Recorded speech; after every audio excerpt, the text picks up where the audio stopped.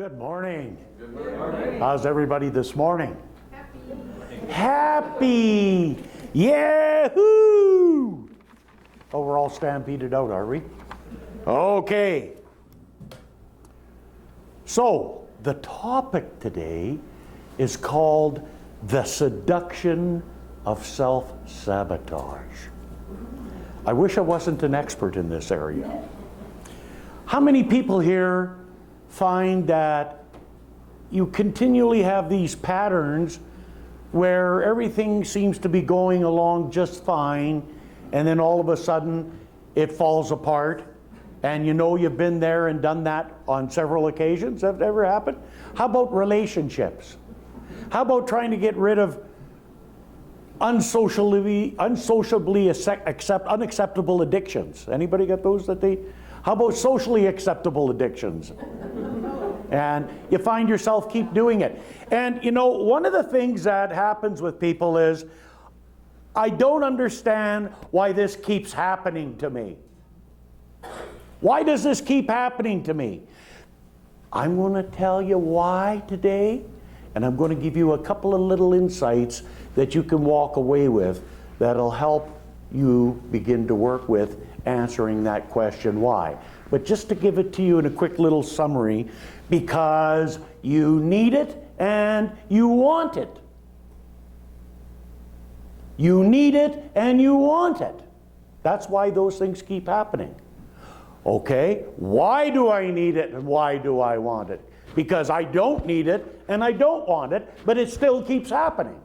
So here we're going to look at the mystery. And let me give you an idea about where I got started on this.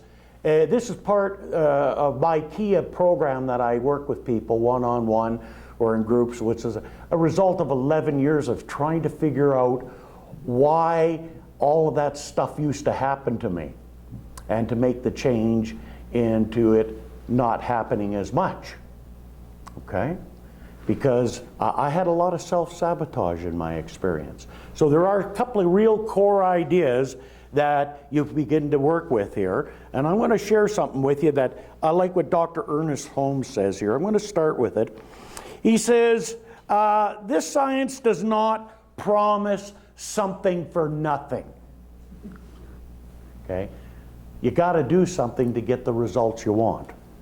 It does, however, tell us that if we comply with the law complies with us. No man can demonstrate peace and cling to unhappiness.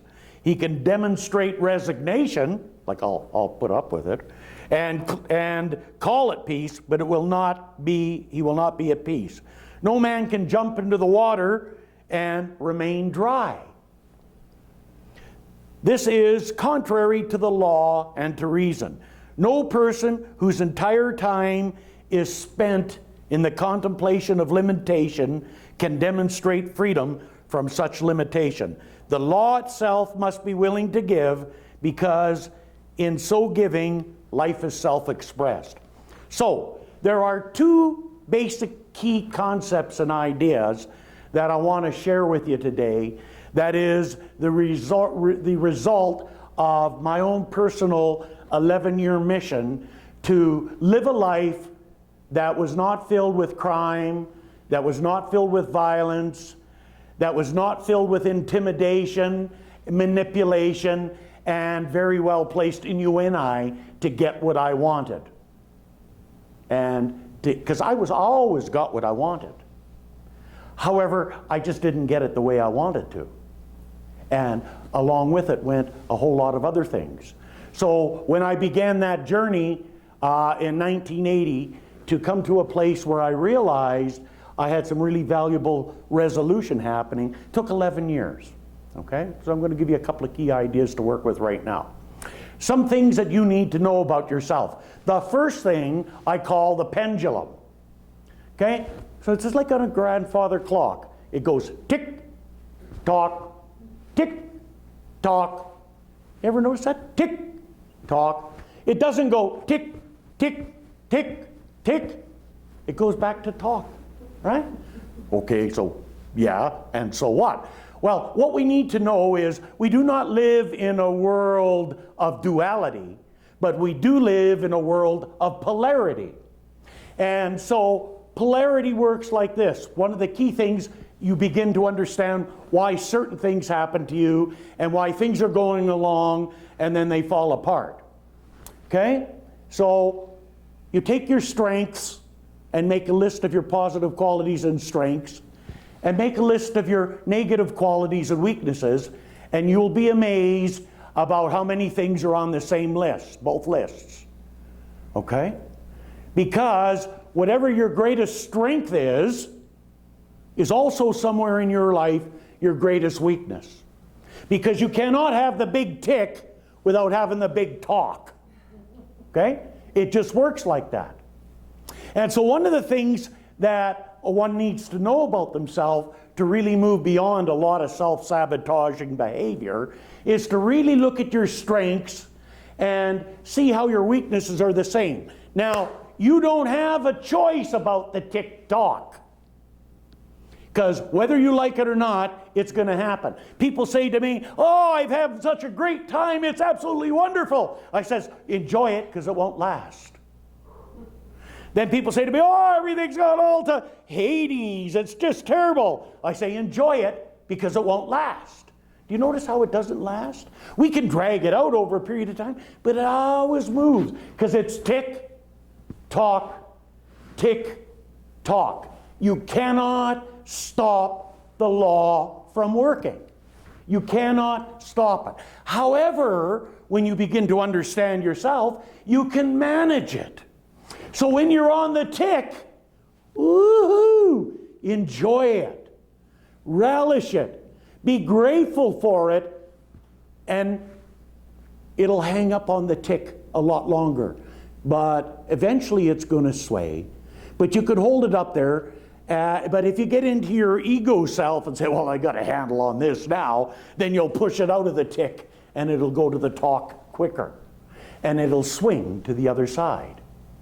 And then when life swings to the other side and all of a sudden you're in this negative experience, which is the other end of that swing, what one must do is become aware of it. And basically one of the key things I had to learn was when I'm in that cycle, shut up. Keep it zipped and watch very carefully what I'm going to say. Because if I come from that place where that energy is shifted, then I will direct that negative energy into my experience, and it can create all kinds of undesirable activities. So when I'm in the other end of the cycle, I just weather the storm. I'm a little bit more careful about what I think about, what I say, and what I give my energy and attention to. And if I do not act out on it, then it'll swing back quicker to the tick. But if I act out on it, I create that energy, I put it out there, and it holds it back up higher in the talk longer than is necessary. So whether you like it or not, your whole life swings like this, because it's not duality, it's called polarity. Anything that exists in the physical energy form, anything in the physical, anything within us, in order to exist within the universal concept of allness, has to have its own distinct energy field in order to support form. That's the basic fundamental idea of mental and spiritual mind healing that comes from that. And so it has to have this energy field like your battery, a negative and positive pole. Without one, the other is useless. They both got to be part of the experience. You cannot escape this, folks. All you could do is learn to look at yourself, understand yourself, and manage the experience. And to know what Dr. Holm said, again, he said, the law is a law of liberty, but not a law of license.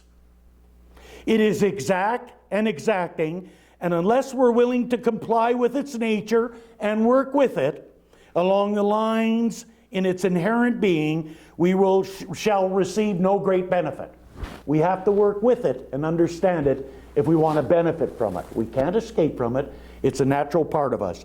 He says that every man must pay the price for which he receives, and that price is paid in spiritual and mental coin.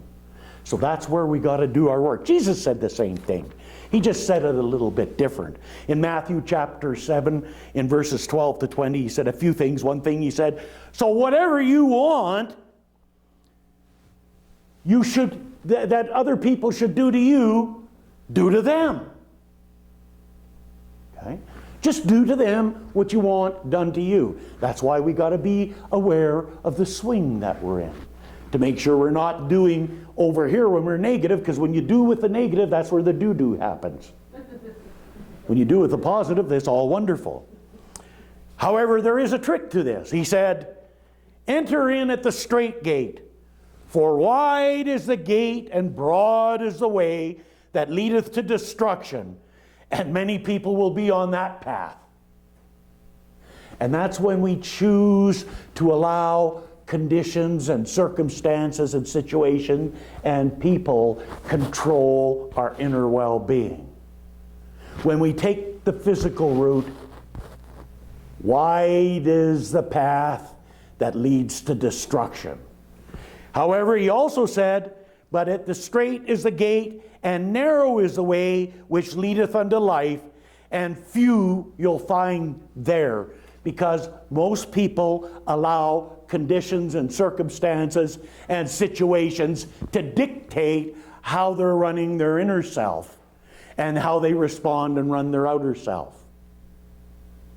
When we take it and turn it into a spiritual journey and look at that and understand the law and the principle that we're working with, then we empower ourselves, and then we could choose the path of destruction or the path of life. And by the way, you ain't going to wake up, well, I'm choosing the path of life, no more destruction for me.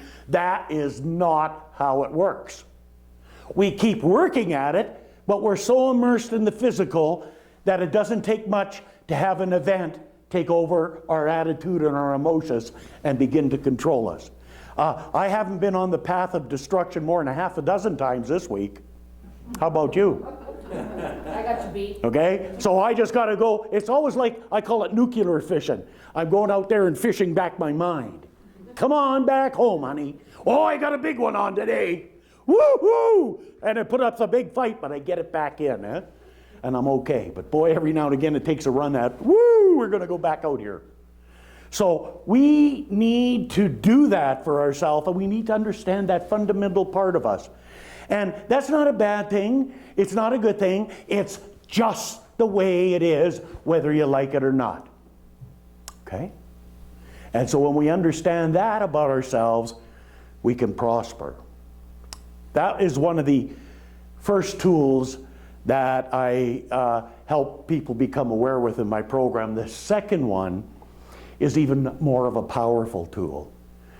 It's, why do we keep doing these things? Like, anybody had problems with relationships? You keep seeking to get the same kind of person over and over again? I remember I had a couple of lovely ladies, good friends of mine years ago, that just had tired of men. They had enough. And they come to me for counseling. And I warned them, I said, you know, once you go on my program, what's going to happen after you're done is you're going to meet this most wonderful man, and you're going to fall in love and get married. Now, I'm not going to tell you what these nice ladies said. We can't use those kind of words on Sunday. I'd never heard it from them before, and I've never heard it from them since. But they worked through the program and found out that the reason why they got all of these kind of guys wasn't because all guys were like that. It's just that's the ones they needed. They needed them to be right about something that they believed about themselves, that they weren't good enough to have a relationship. I'm not good enough. And that was a negative core belief that they accepted from childhood, that they weren't good enough to have something like that. Once they become aware of this and work with this, I married both those ladies to their husbands many years ago, and they're still together, they're still happy, and these two guys are the nicest guys you'd ever want to meet, and these two ladies are extremely happy and grateful. And then I got to say, I told you so. It's nice to be able to do that when somebody has that kind of a thing. So these negative core beliefs, I call them, are beliefs, they're basically negative affirmations, okay? So we have those things that we believe, like I'm wonderful, I'm talented, I'm gifted. These are beliefs that we had about ourselves that are positive, that we've developed over the years from our experiences and conditions. And nobody ever comes saying, you know, I feel really great about myself and there's nothing wrong. Can you help me be miserable? I don't get counseling appointments for that. However, I do get them for what I call the negative belief system that people have accepted about themselves. Some things, and I summarize them down into affirmations, like I am stupid. Anybody got that one? I am stupid. Anybody do that to themselves? Oh, what an idiot. I mean, how could I have done some dumb things like that? Anybody ever do? Not that one? I'm a loser. I'm not worth it. I'm not good enough. It's all my fault. Yeah, right? Okay, everybody knows that list and it keeps going around in the noodle. Where did it come from? It come from primarily being a child that couldn't express logically how they were experiencing their relationships with their friends and their family. Children don't express it logically. They experience it as a feeling. And so, over a period of time, that feeling becomes powerful, it becomes subjective, and it just automatically happens. Just like, anybody ever have just good things happen to you and say, oh, where did that come from? I love this. And you don't know where it happens and you don't really care. Yeah, why? Why am I feeling good about this? Woo, it's great, right? Okay. Where the hell did that come from? When it gets you like this. And it's the same thing. They both come from the same thing, your belief system. So when my program, what I worked at dealing with, because I was a big, tough, macho guy, pretty angry, and when I got mad, I got upset. I tell you, there was lots of space.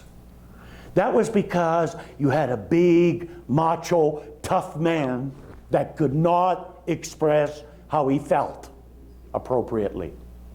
So underneath that anger, there was a hurt. And that hurt is a negative affirmation. One of mine was, I'm not good enough. I'll give you an idea how that works. When one has a belief that I'm not good enough, no matter what I do, I'm not good enough, then one has a need to be right about that. By the way, let me be clear about this. You always get to be right. It's just a matter of figuring out what you want to be right about. Do you want to be right about the pain, or does one want to heal? I'm not good enough, so I would do things for people, they would appreciate it. That's not what I wanted. So I do more. I do more. And if they kept appreciating it, I do more till finally they did something where it didn't look like they appreciated it. Then I got to be right. No matter what I do, it's not good enough. Okay? And we live, that is not natural, by the way. We didn't come into this world like that. We come in and we learned and we developed that. So what we've created in our world of an experience is a prison within our own mind. That's why the program's called Self-Sabotage. I was a prisoner of my own mind. Because the only limitation and restriction for experiencing this beautiful world and the beautiful people in it is the limitations that we hold in our own mind from our negative belief system. And by the way, you don't need 100 of these. You only need 3 or 4 that you work over hundreds of times in your life. You don't need a whole lot of them. Okay? You only just need a few of them to be right about that. So part of what we got to do as an individual is go below that anger. Well, I don't have anger. I'm not talking about the anger and what you do with it. Some people, they're very new agey and they just let it go. Okay? We just let it go. Well, you got to get out the shovel with that one. Oof, clear out the roadway. No, it's not that. It doesn't matter what you do. Some people go into a rage. Some people silence and suffer in silence because they're very proper. However, whenever you have a zit inside, it doesn't matter whether it's a little zit or a big zit. And it doesn't matter how you deal with it. The fact that you have it inside is an indication that you have a negative belief about yourself around that event. And when you deal with that belief, and that event happens, once you work through it, and that event happens, you no longer have the zit, so you step into the experience coming from a position of power, not pain. But I'll tell you, when you come into it and deal with it in pain, then all hell breaks loose. And some of us are really good at creating a lot of chaos and confusion. Anybody other than me? Just, I like to build not only just that one. There you go. Just another person. Nobody else does that. Well, that's okay. You can pick up a few hints on here. So what we got to do is we got to learn to show up for our life. And if we're really serious, and we're really tired of having the same old thing happen over and over again, we have to realize it's not what you're doing wrong. It's not what the world's doing to you. It's simply a negative belief that you have about yourself that keeps drawing those same kind of experiences to you, and you get to be right about it. Because remember, when you're in this philosophy, you always get to be right. And I have people say, well, that's not true. I like to be wrong sometimes. I said, yeah, but you get to be right about being wrong. So you always get to be right. It's never a question about that. It's always, what do you want to be right about? And you know, whenever I'm doing any work, doesn't matter whether it's another minister or somebody just coming into this philosophy, I guarantee you, when I'm working in this realm with that person, everybody gets mad at me. Everybody. Oh yeah, they claim they won't. Everybody that knows what I'm here that knows what I'm talking about, they claim that they won't. But I'll tell you, you could ask every one of them, they do. We all do. Yeah, because when you get down and getting in touch with that, that's what we call your Moo Stampede Week sacred cows. Okay? They've been there a long time, and what we want to do is we want to put those ones out to pasture and bring the herd home. And you know, the interesting thing about it is when you begin to work with this and you begin to remove that energy, then the most incredible thing happens is that over a period of time, I'm not going to say it's going to happen overnight because it doesn't. Okay? I'm still working at it. But over a period of time, you get to have something that's worth more than anything you could ever have out here. Do you know what that is? It's a sense of inner peace.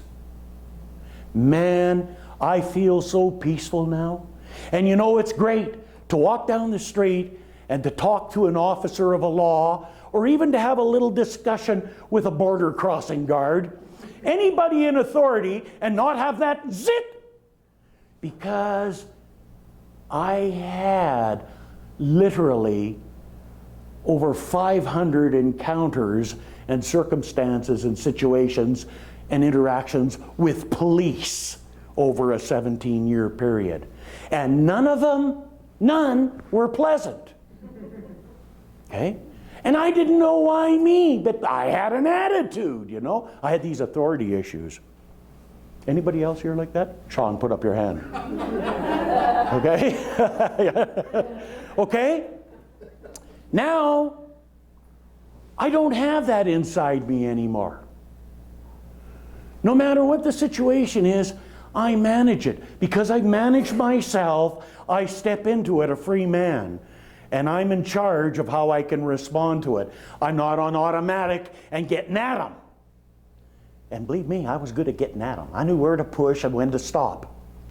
Most of the times. Always knew when to push. Hardly. Sometimes I didn't know when to stop. And so that's the key. That's what we want to work with. And to remember, like, what we got to do is what we say about who we are and what we do is really not relevant, folks. It doesn't mean anything. It's what we think and do that is who we really are. That's the realm of our experience. And there I just dropped my next quote onto the floor there. And I'm going to go back into what Jesus said. Beware the false prophets which come to you in sheep's clothing, but inwardly they are ravening wolves. Ye shall know them by their fruits. Because he said a good tree cannot bring forth evil fruit, and neither can a corrupt tree bring forth good fruit. Wherefore, by their fruits ye shall know them. So it's not about what we say, it's about what we do. So I always say sometimes to people, what you're doing is speaking so loudly I can't hear what you're saying. And I didn't say that just to be on other people. I said it because I needed to listen to it. Because it's a whole lot easier talking about this stuff. I'm very knowledgeable and well versed in this philosophy. That isn't the problem, the knowledge. It's being the doer and actually living it. Therein is the challenge. So look at your positive strengths and qualities and your negative weaknesses and qualities, and you'll see there's a correlation there.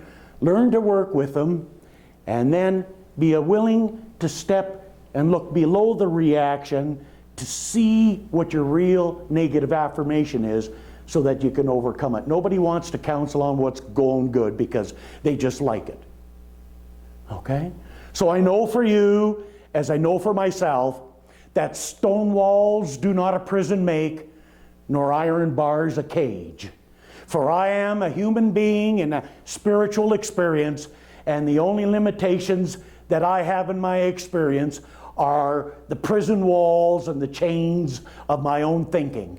Today, as I know for you, as I know for myself, there's a willingness to break free of the bonds and confines of the past and step into this freedom of who and what we really are and so richly deserve. And we're doing it now. We give thanks, we let it be so, and so it is. Woohoo!